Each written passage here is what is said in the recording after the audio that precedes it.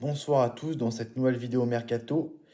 Alors le PSG pense très sérieusement à Dayot Upamecano, négociation compliquée entre le Français et le Bayern Munich, qui profiterait au PSG.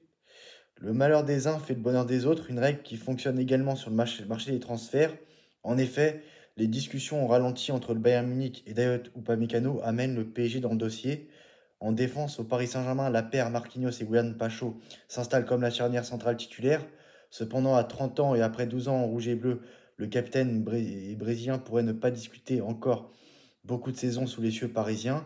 Ainsi, sur le marché des transferts, les dirigeants parisiens auront gros à faire lorsqu'il faudra chercher le remplaçant de Marquinhos, sachant qu'en plus, Marquinhos est ton seul défenseur central droit. Il n'y en a pas d'autres, quoi. Après, il y a que les défenseurs centrales gauchers avec Beraldo, Pacho et Lucas Hernandez. Donc il faut surtout recruter un droitier, voire deux. En plus, Marquinhos n'est pas sûr qu'il reste la saison prochaine. Et voilà, le mieux, c'est que le PSG se sépare de Marquinhos. Quand tu vois la mentalité de ce mec-là, c'est la mentalité d'un loser, voilà, je le dis.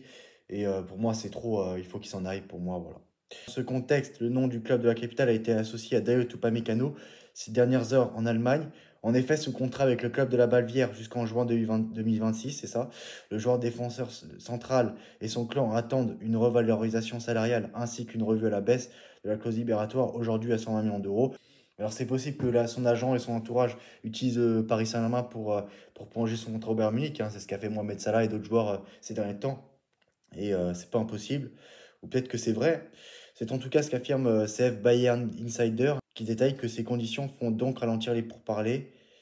En tout cas, ça peut être une réelle opportunité pour Moussa Sissoko de placer un nouveau joueur au Paris Saint-Germain. Sinon, le PSG pense aussi à Manu Koné, friand des joueurs français. Le Paris Saint-Germain regarde du côté de la Serie A. Selon Corriere dello Sport, le champion de France a un faible pour Manu Koné, qui a 23 ans, 40 matchs et 2 buts, toutes compétitions confondues cette saison. Auteur d'une excellente saison avec l'AS Roma, définitivement acheté pour 18 millions d'euros au Borussia Mönchengladbach, le milieu de terrain de l'équipe de France dispose d'un contrat qui court jusqu'en juin 2029. La Louve ne souhaite pas s'en séparer, mais pourrait ouvrir des discussions en cas d'offre supérieure à 40 millions d'euros. Donc sinon, il ne faut pas oublier que le mercato d'été aura lieu deux fois pour le PSG, du 1er juin au 10 juin 2025, une fenêtre anticipée réservée aux clubs qualifiés pour le mondial des clubs. Le PSG est donc concerné. Et sinon, du 16 juin au 1er septembre 2025, à 20 h, le mercato classique ouvert à tous. Et sinon, bah, on va aussi parler du Real Madrid, hein. Vinicius n'est pas si proche que ça d'une prolongation de contrat au Real Madrid.